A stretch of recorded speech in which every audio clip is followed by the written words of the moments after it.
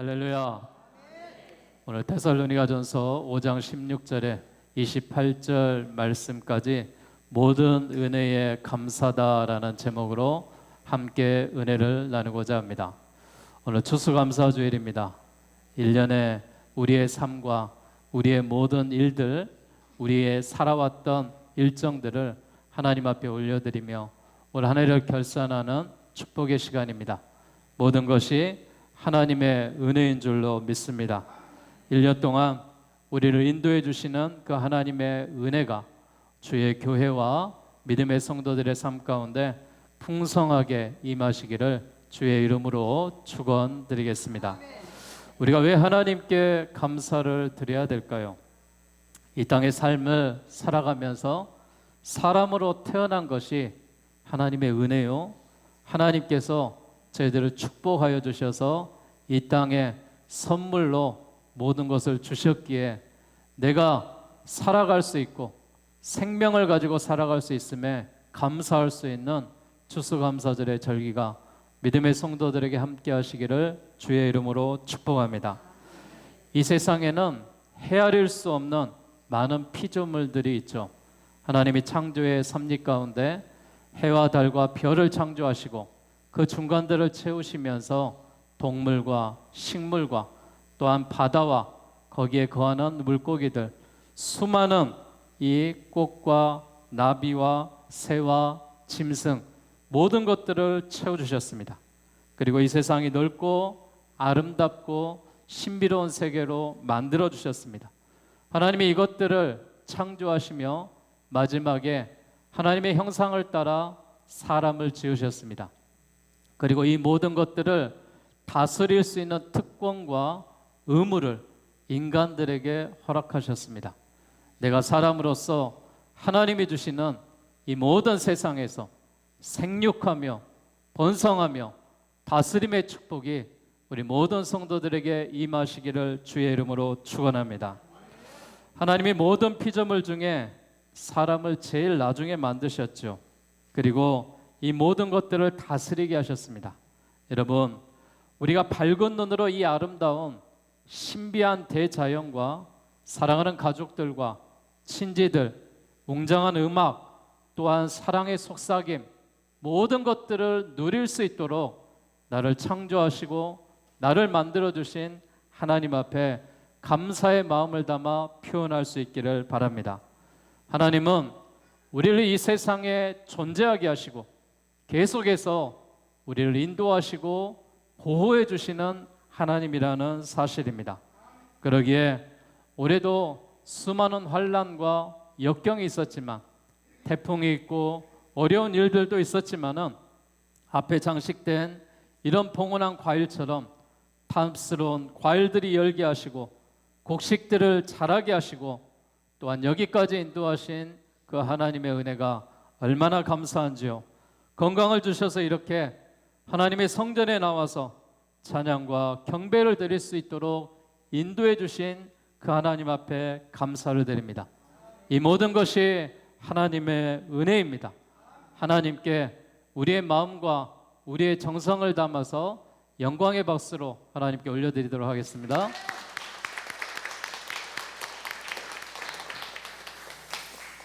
하나님의 성전에 우리가 들어와서 모든 것이 은혜입니다라고 말할 수 있었던 것이 얼마나 감사한지요.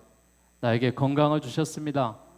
나에게 하루하루를 살아갈 수 있는 힘을 주셨습니다. 이 모든 것이 은혜 아니겠습니까?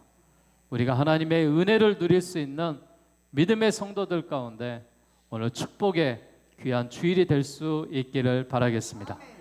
모든 것이 하나님의 은혜입니다라고 말했던 것은 우리가 항상 기뻐할 수 있기 때문에 그렇습니다. 우리가 항상 기뻐하라라고 말하면서 기뻐하라라는 말 앞에 부사로 항상이 붙어 있습니다. 기쁨은 우리가 카이로라고 이야기해서 유쾌하다, 행복하다라는 뜻을 갖고 있습니다. 폭죽 터지듯 잠깐 기쁘다가 불꽃이 사라지듯이 꺼져버리는 그런 기쁨이 아니라 은은하게 항상 언제나 우리가 기뻐한다라는 말입니다.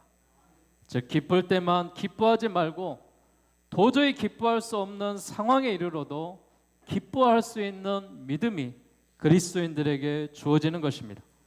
어떤 면에서 항상 기뻐하라라는 말은 종교적인 언어일 수가 있습니다. 신앙을 떠나서는 불가능한 일이기 때문에 그렇습니다. 기분이 좋을 때는 누구나 기뻐할 수 있습니다. 아이들도 기뻐하고 세상 사람들도 기뻐하고 믿음이 없는 사람들도 기뻐할 수 있습니다.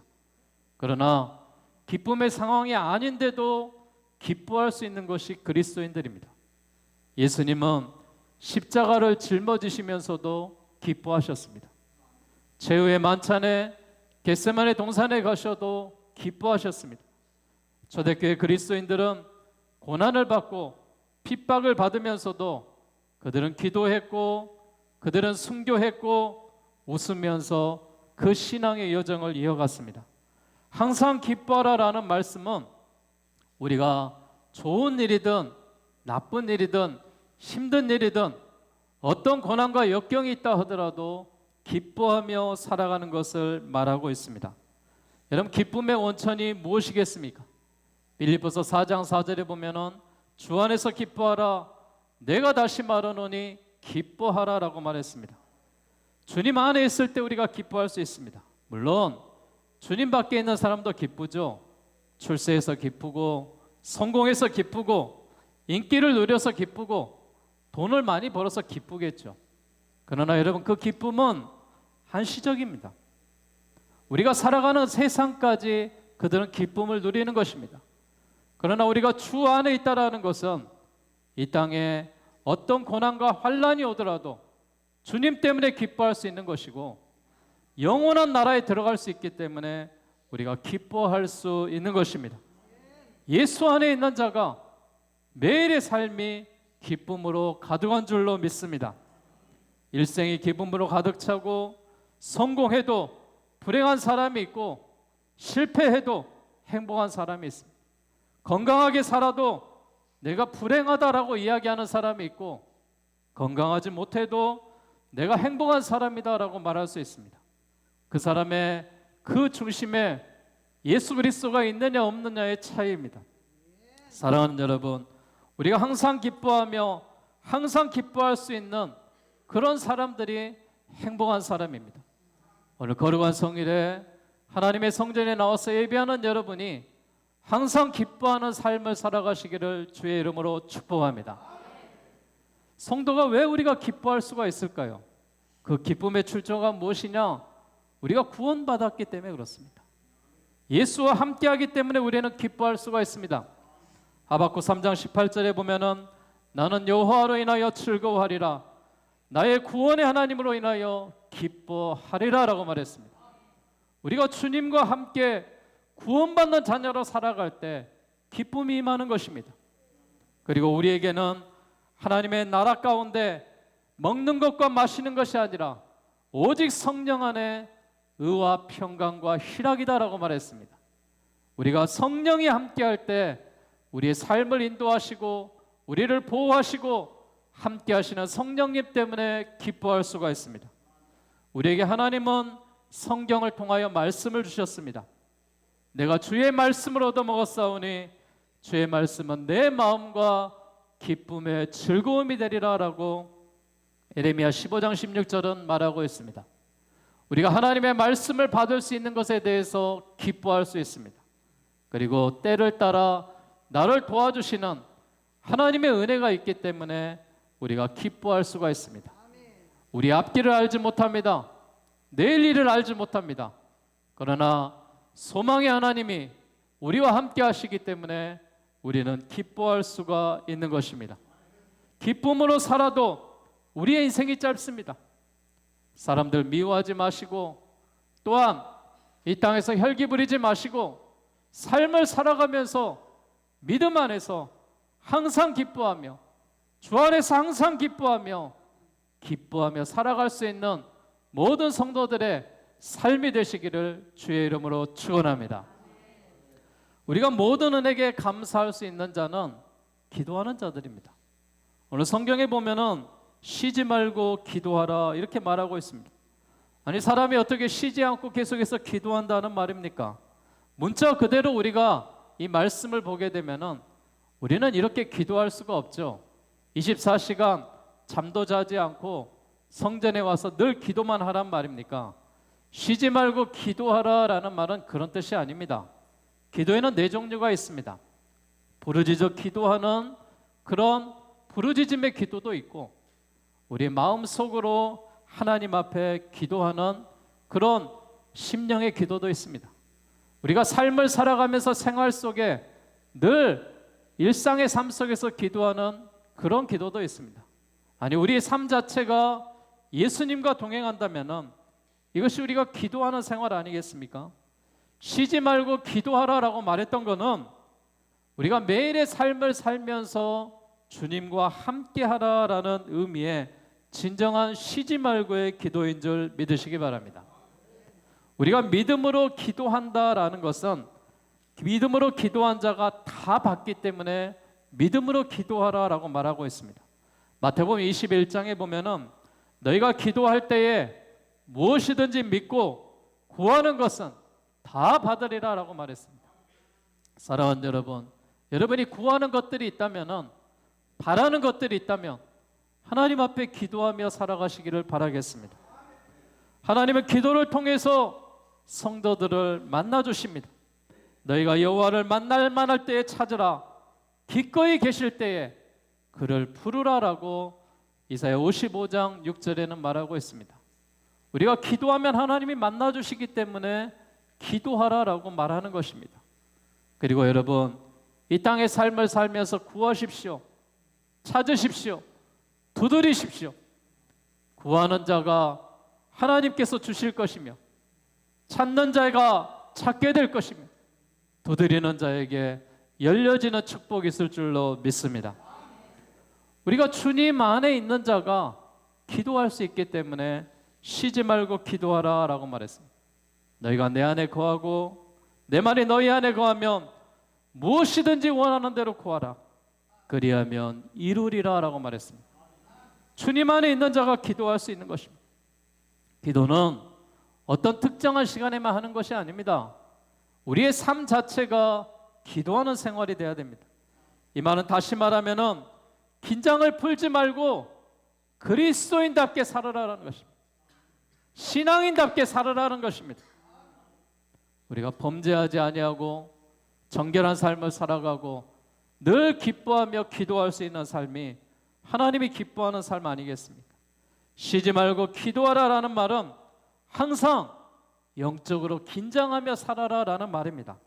그러기에 성령 안에서 기도하는 이 삶이 추수감사절에 항상 기도하며 살아갈 수 있는 생활의 삶의 축복이 있기를 주의 이름으로 기원합니다. 모든 은혜에 감사하라라고 말하는 것은 범사에 감사할 수 있는 자의 삶입니다. 우리 그리스도인들은 감사하는 삶을 살아야죠. 이것이 그리스도인들에게 있어서 가장 기본이 되는 삶의 모습입니다.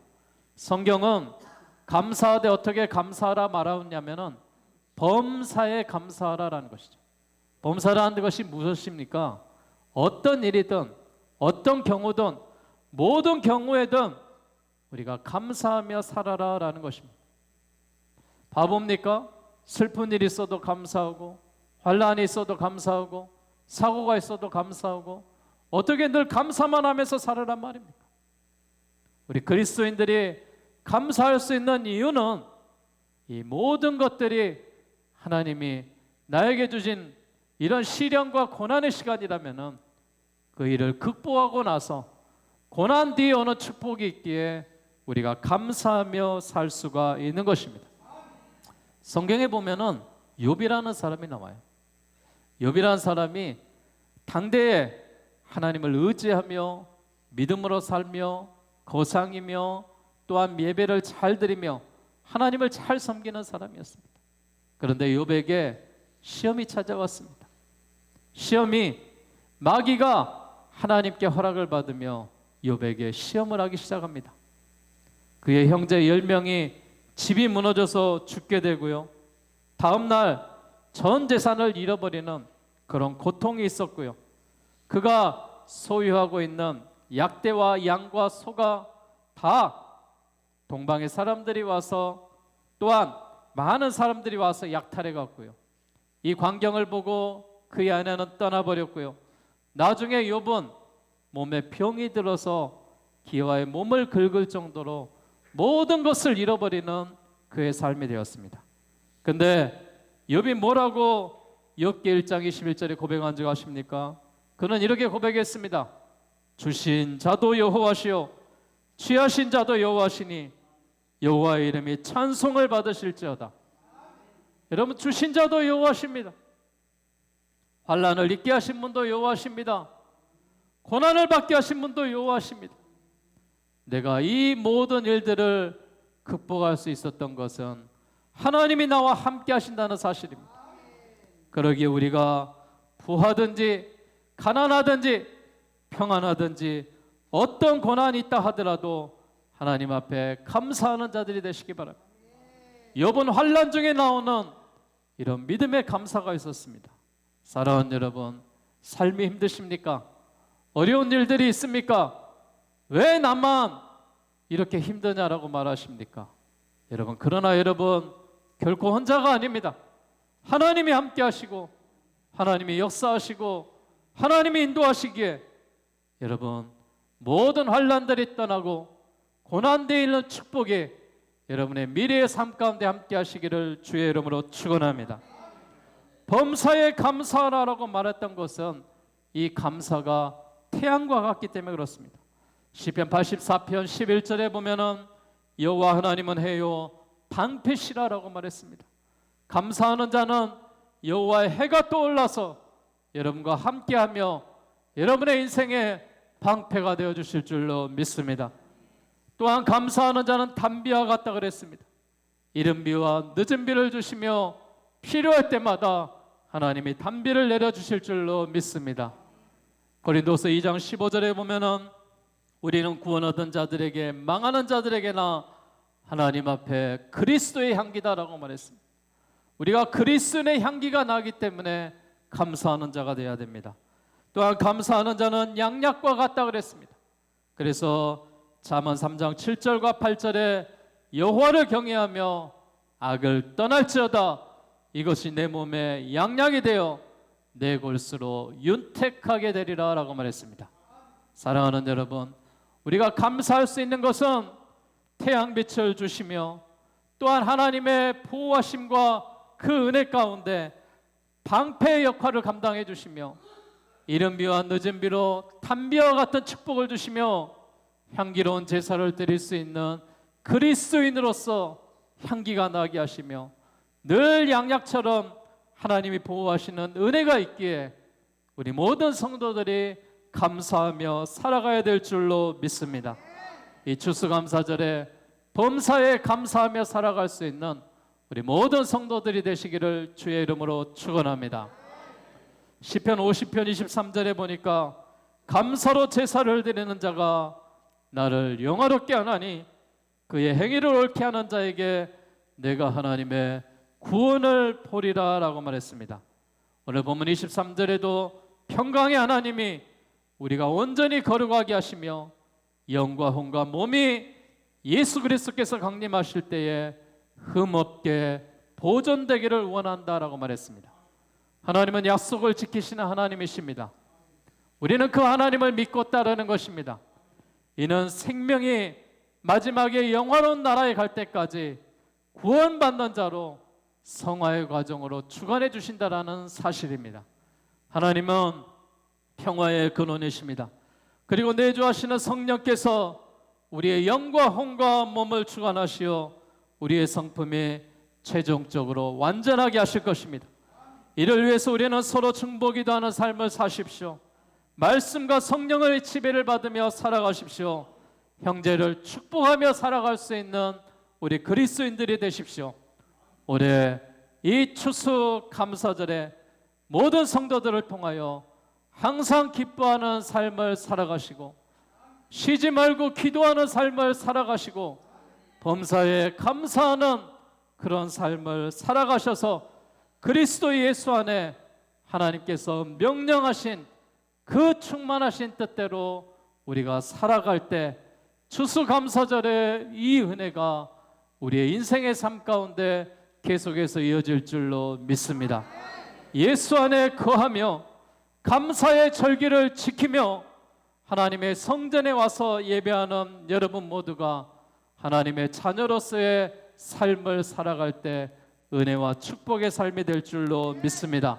그리스도 예수 안에서 하나님께서 명령하신 뜻대로 충만하게 살아갈 수 있는 우리 모든 믿음의 성도들이 다 되시기를 주의 이름으로 축원합니다.